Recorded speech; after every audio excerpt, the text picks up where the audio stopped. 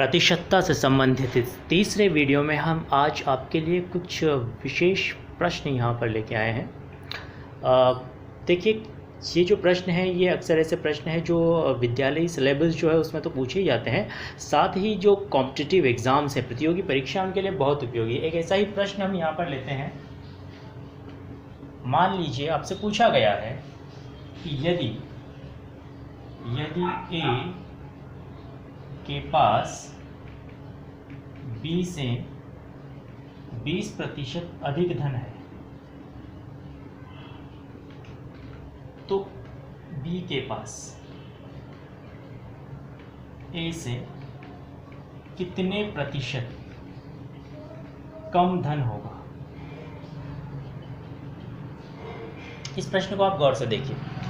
इस प्रश्न को यदि हम मैथमेटिक्स की बहुत बारीक नॉलेज नहीं रखते हैं तो एक बार देखने पर ऐसा लगता है कि जैसे ए के पास अगर बी से 20% अधिक है तो जाहिर सी बात है लोग सोचते हैं कि बी के पास ए से 10% कम होगा, लेकिन ऐसा नहीं होगा। क्यों नहीं होगा, इस पर ज़रा सा विचार कीजिए आप कि प्रतिशत की गणना जो है वो 100 के ऊपर की जाती है।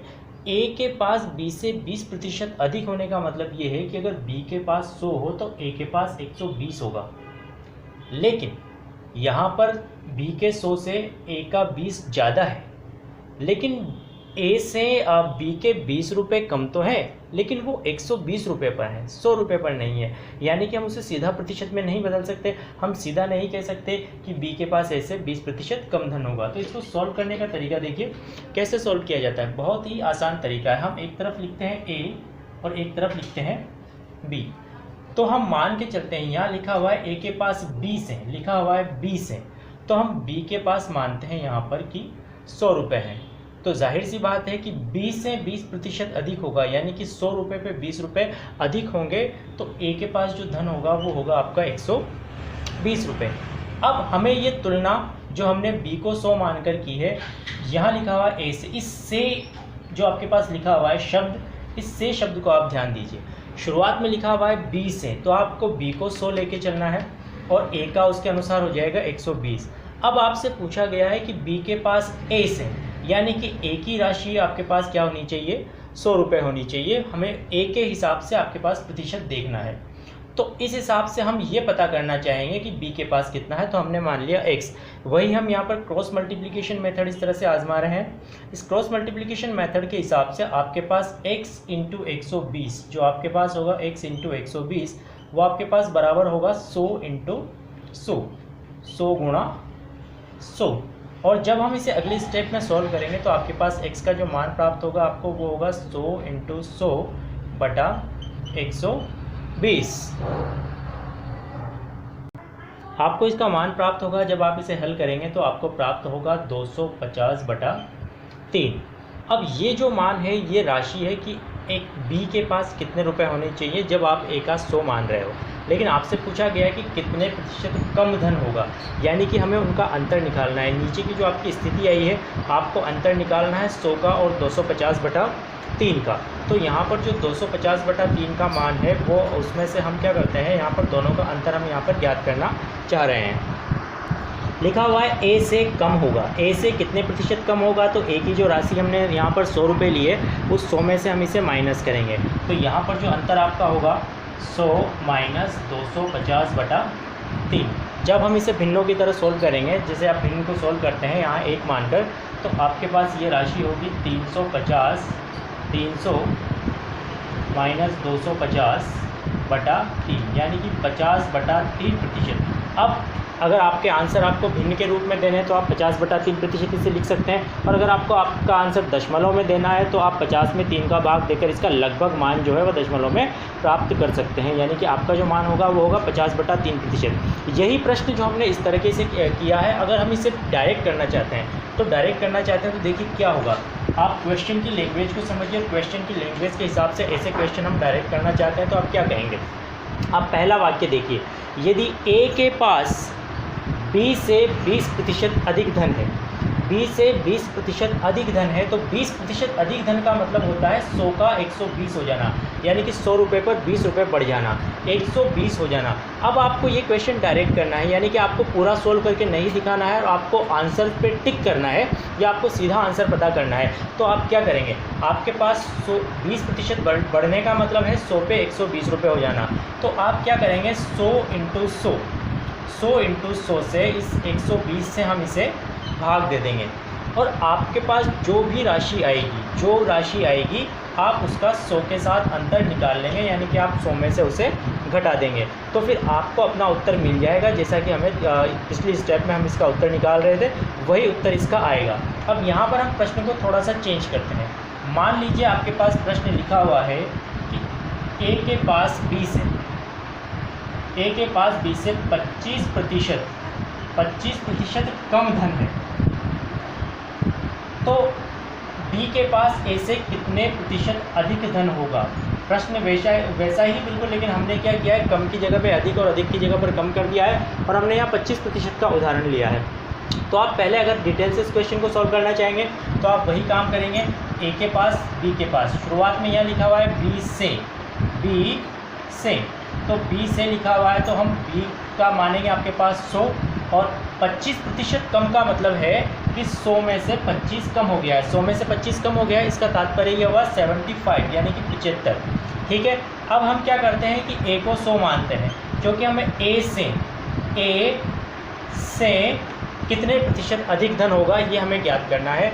और यहाँ पर हम x मानते हैं अपना जो अज्ञात मान है। हम इसे इस तरह से हल करेंगे तो आपके पास आएगा x × 75 बराबर 100 × 100। तो आपको अपना मान प्राप्त होगा 100 × 100 बटा 75। अब जब आप इस चीज़ को सॉल्व करेंगे तो आपको प्राप्त होगा 400/3। जैसे आप इसको हल कर सकते हैं, आप हल करके देखेंगे तो आपको प्राप्त होगा 400/3। अब आपको इस 400/3 का इस 100 से अंतर निकालना है, अधिक निकालने के लिए कि कितना अधिक धन है ये ज्ञात करने के लिए हमें इसके साथ अंतर निकालना है। और वो अंतर ज्ञात करने के लिए हम क्या करेंगे कि आपका जो 400/3 आपको मान प्राप्त हुआ है, इस 400/3 में से हम यहाँ पर 100 को घटा लेंगे। पिछले सवाल में हमने 100 में से घटाया था, क्योंकि आपको जो राशि प्राप्त हुई थी वो 100 से कम प्राप्त हुई थी। यदि आप उसका पूरा मान ज्ञात करते भाग देखें तो यहाँ पर जो आपको 400/3 राशि ज्ञात हुई है, इसका मान जो होगा वो 130.33 लगभग होगा।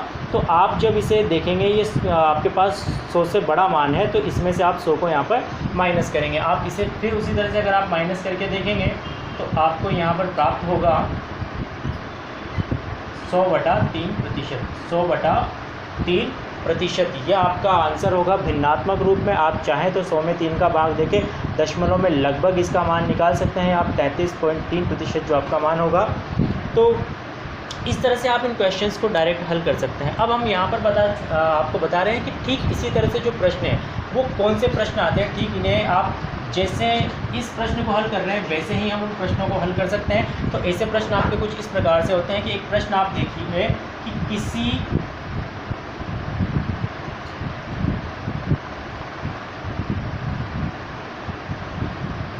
परिवार में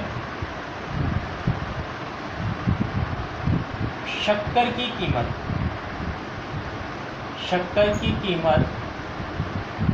20%, आप मान लीजिए जैसे 10% बढ़ जाने पर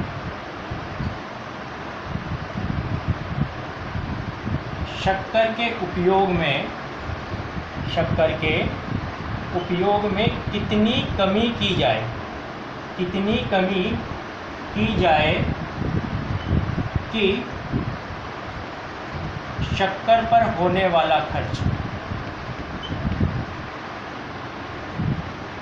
वही रहे। प्रश्न को समझिए आप कि शक्कर की कीमत आपके पास 10% बढ़ गई है, लेकिन एक परिवार चाहता है कि वो जितना खर्च पहले करता था शक्कर के ऊपर वो अभी भी उतना ही खर्च करे। तो जाहिर सी बात है कि उसे अपना जो उपभोग था, जितनी शक्कर पहले वो इस्तेमाल करते थे एक समय में, उससे उन्हें कम शक्कर इस्तेमाल करनी पड़ेगी। तो पूछा गया है कि आपको शक्कर के उपभोग में जो कमी है वो कितनी की जाए, कितने प्रतिशत कमी की जाए। यह प्रश्न भी हम ठीक वैसे ही करते हैं। देखिए शक्कर की कीमत का 10% बढ़ने का मतलब है कि 100 रुपये के मुकाबले में 110 मान हो जाना है, यानी कि 100 रुपये के सापेक्ष अगर कोई चीज़ 110 हो जाती है तो हम उसे कहते हैं कि वो उसमें 10% की वृद्धि हुई है। अब आप इस 110 को आप ध्यान में रखिए, आपको करना क्या है, 100 × 100, इससे 110 में आपको 110 से आपको इसको भाग देना है। अब आपको जो यहाँ पर मान प्राप्त होगा आपको 1000/11। 1000/11 जो आपको मान प्राप्त हुआ है, आपको अपने शक्कर के उपभोग में प्रतिशत कमी जो निकालनी है, वो प्रतिशत कमी आप यहाँ से निकाल सकते हैं। तो आप इसका 100 के साथ अंतर निकाल सकते हैं। आप इसे 100 में से माइनस कर दीजिए, 100 - 1000/11, इतने प्रतिशत आपकी कमी उसमें आ जाएगी। तो आप देख सकते हैं ये 1100 - 1000/11, यानी कि आपके पास ये जो मान होगा ये 100/11%, 100/11% की कमी। 100/11% को हम चाहें तो मिश्र भिन्न में बदल सकते हैं, हम चाहें तो 100 में 11 का भाग देके दशमलव में इसका लगभग मान प्राप्त कर सकते हैं। जैसा भी आपको हल करना चाहें या जैसे भी आपको ऑप्शंस दिए गए हों किसी ऑब्जेक्टिव टाइप पेपर में, वो चाहे दशमलव संख्या में दिए हैं चाहे भिन्नात्मक संख्या में दिए हैं, तो आप इसे बदल सकते हैं। ये जो प्रश्न है यहाँ पर हम पूरा हल सिर्फ प्रतिशत में कर रहे हैं, आपके पास कोई वास्तविक मान नहीं है। अगर आपके प्रश्न में शक्कर का वास्तविक उपभोग आता है कि वो पहले कितना उपभोग करते थे, तो आज आप उस उपभोग में ये जो आपके प्रतिशत आया है, ये प्रतिशत आप उसमें कमी कर दीजिए, इतना प्रतिशत निकाल कर, तो आपको वो आराम से उत्तर प्राप्त हो जाएगा। और किसी भी चीज़ में प्रतिशत वृद्धि या प्रतिशत कमी कैसे की जाती है, ये हमने पिछले वीडियो में आपको एक्सप्लेन किया था।